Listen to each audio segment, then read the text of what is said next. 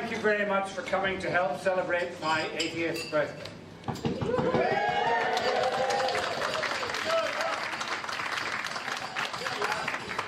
It's actually not till tomorrow, but we'll have to make do with what we've got. I'm still 79. I consider myself very fortunate, not only to have a close, loving family, most of whom are here with us tonight, but also a great group of good friends here at Sept. You've given me many years of fun and pleasure, both on the golf course and also here in the clubhouse. May there be many more years to come. Let's have a good evening together.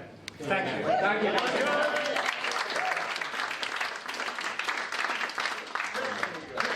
Just to steal a moment early in the proceedings, on behalf of the group, I know they'd all like me to thank you very much for involving us in your family celebrations. You're a good mate, and it's a delight to be here. But just a little card, thank you, happy birthday, and I might be asked to say a few words. Thank you, Michael. Thank you very much.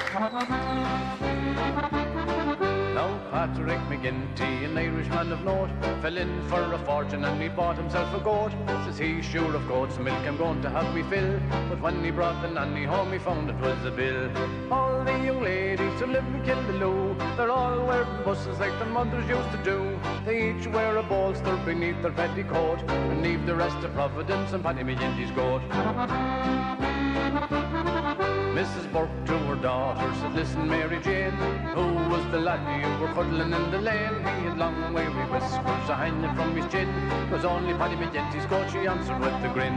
Then she went away from the village in disgrace.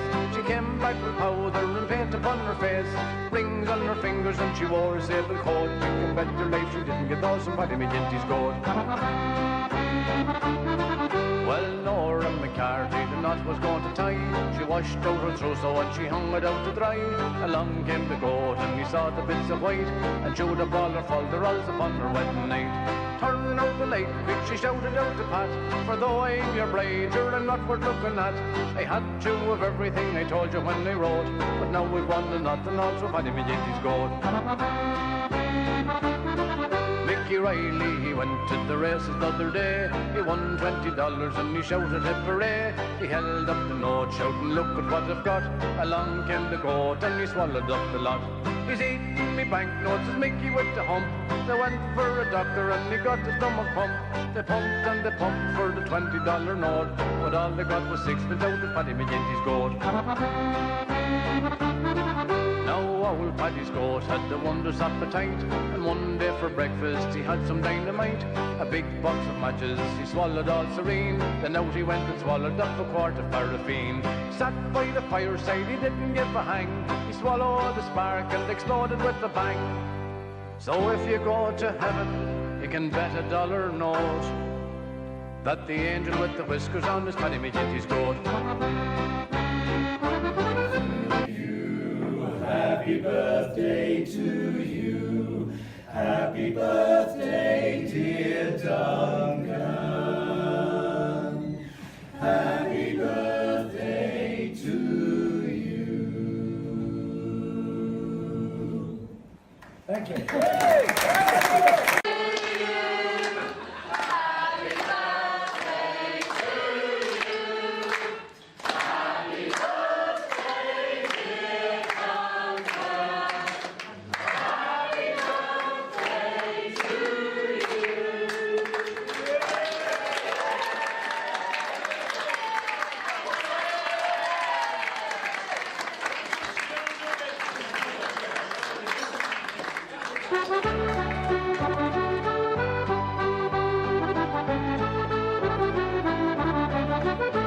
I've a nice little cot and a small bit of land in a place by the side of the sea, and I care about no one because I believe there's nobody.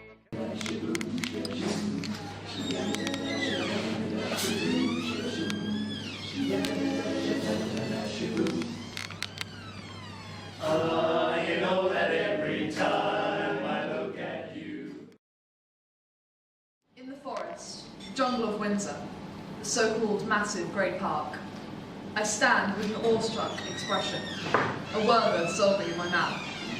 Stories wreath around me of Kenyan sunsets and trees. I wish to stay in this utopia, this mid-walk sense of peace.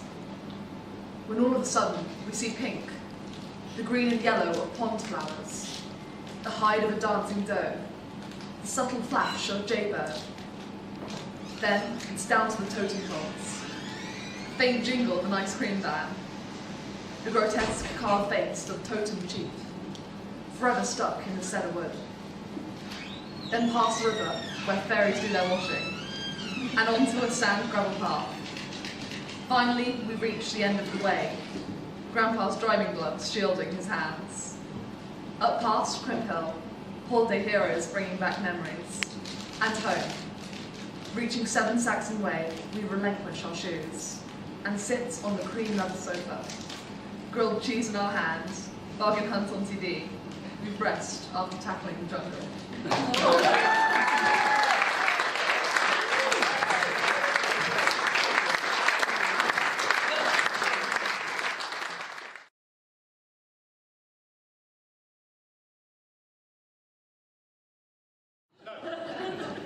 Here, we're disappointed because it was fairly obvious.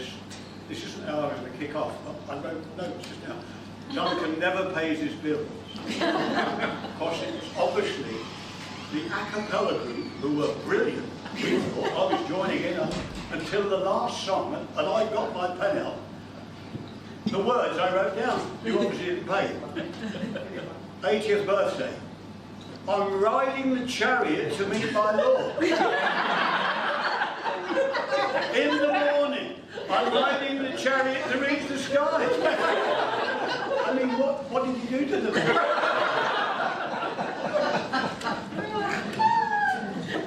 Lovely evening, great to be involved. This is Wednesday and the Friday in the San Martin's group. We're just delighted to be involved with the family.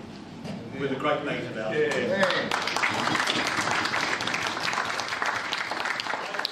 I got my grandson to get me onto the web yesterday because my hashtag and all that, I'm not really into it.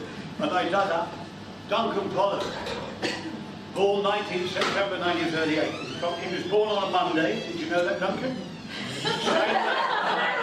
And you play with the seniors on a Monday, don't you? This is the one that made me smile a little bit because he always seemed a bit of a lad to me. His star sign is Virgo. His birthstone is sapphire. His birth flower, well, I didn't know I had them. Morning glory. Brenda, does that sound about right? The evening glory. Right, the season was summer. He was born. He was born in the Chinese year of the tiger. The US President was Franklin D. Roosevelt when Duncan was born. The UK Prime Minister was Neville Chamberlain. And another bit, Mundy's child, this is where they get it all wrong, is fair of face. Oh, come on. Thank God the children are good looking. It's your birthday tomorrow. In dog years, you are 553 years old. I must admit, on some Mondays when I play with the big bloody things like that. I mean it in a caring way. You are 29,219 days old. You are approximately, this is where I begin to get lost, 701,272 years old, and it gives the seconds then, but the number's too big. So that's for you. Be speedy from now on. Oh, first of all, very important. Probably the most important part of the evening.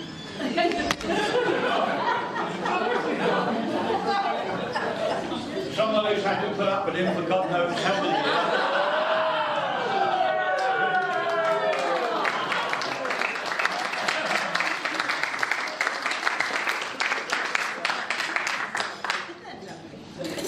Right, Duncan. Duncan, first of all, again, repeat many thanks from our group for the most generous, wonderful evening. I mean, first time I saw Duncan was many years ago. It was in the bar, crowded bar at St Martin's. I saw an athletic, handsome, distinguished gentleman, and standing next to him was Duncan. It looks a bit lonely, I'll go and have a chat. And then at the seniors' lunch, where I have been known to say a few words, he really got me one year. Because we don't have it tonight either. This place, we can never get hold of a microphone, can we? So on one of the first ones I did, my first words were, and I was a bit nervous, I said, "Can everyone hear me?" And Duncan shouted, I wrote it down at the time, "Yes, but I'd be very happy to change places with someone who can't." Probably when our friendship began. Now, the group, we had a dilemma, because when these wonderful invites came through, there was a note at the bottom, "No presents." I mean, I won't give you their names, but some in the group were really delighted. Anyway, so we then had a quick, what do we do? What do you do? So we said, we had a chat when Duncan had gone back to Windsor that day, and we said, what do we get for the man who has everything? And Tom Gilchrist said, penicillin. That wouldn't be enough. So then, we know Duncan likes a glass of wine now and again, and a bottle of wine there, and then Tom Gilchrist and I set a man in this group a special mission, Alan Martin. Alan Martin has been sharing a buggy with Duncan recently. We had a quiet chat with him, so we want you to find out very subtly and very quietly what sort of bottle of wine you might like. I mean, the usual Alan said, "You mean a whole bottle?" But yeah, just subtly. But it all went, that was a secret mission, and there were emails going back and forward, Alan, do you remember? Yes. And I was them, and we called you 4.5. But it all went wrong because on that day, I was chatting to Duncan about the bar, and she said, "Is Alan all right?" I said, "What do you mean, is he all right?" I thought, what's he done? He said, "Well, he keeps asking me, if you had a choice, Duncan, would you like red rosé or white rosé?"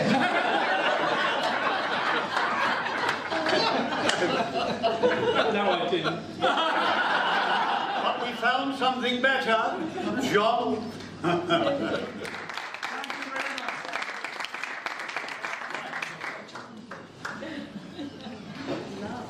We're going to drink it before we go home.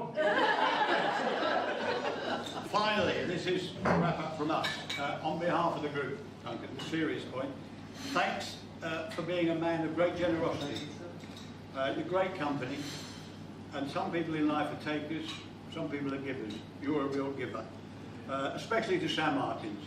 The brilliant theatre clips organised by yourself and Brenda, which have given so many people so much pleasure, are not done easily. There's a lot of hard work, a lot of good negotiation, and it's unpaid, and you do it for pleasure for yourself, but you give us an enormous amount. You're a great organiser, a master auctioneer, and all of us are just so pleased to be able to spend this bit of time with you tonight. Thank you, Mike.